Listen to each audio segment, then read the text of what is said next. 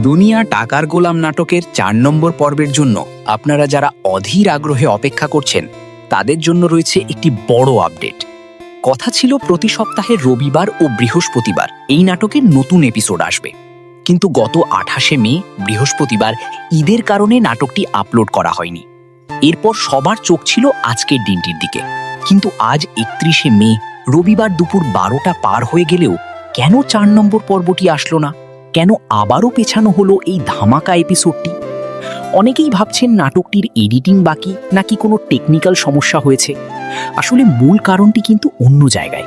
Director Shahidur Rahman সবুজ এবং পুরো প্র্যাঙ্কিং টিম আগে জানিয়েছিলেন যে ঈদের কারণে বৃহস্পতিবারের পর্বটি আজ রবিবারে আসবে, কিন্তু ঈদের আমেজ এবং উৎসবের ছুটির রেশ এখনও কাটেনি।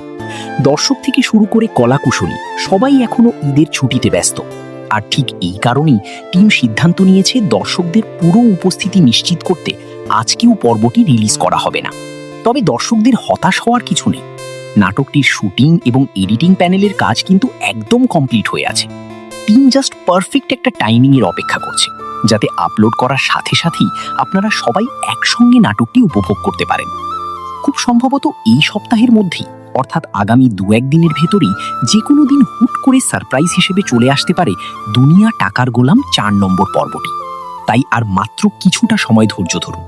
নাটকটি আসার সাথে সাথেই কিন্তু প্র্যাঙ্কিং এন্টারটেইনমেন্ট ইউটিউব চ্যানেলে দেখতে পাবেন।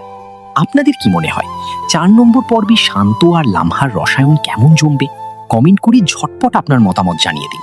আর ভিডিওটি ভালো লাগলে একটি লাইক দিয়ে চ্যানেলটি সাবস্ক্রাইব করে রাখুন, যাতে নতুন রিলিজ ডেট বা নাটক আপলোড হওয়ার সাথে সাথেই আপনার কাছে নোটিফিকেশন চলে যায়। ধন্যবাদ।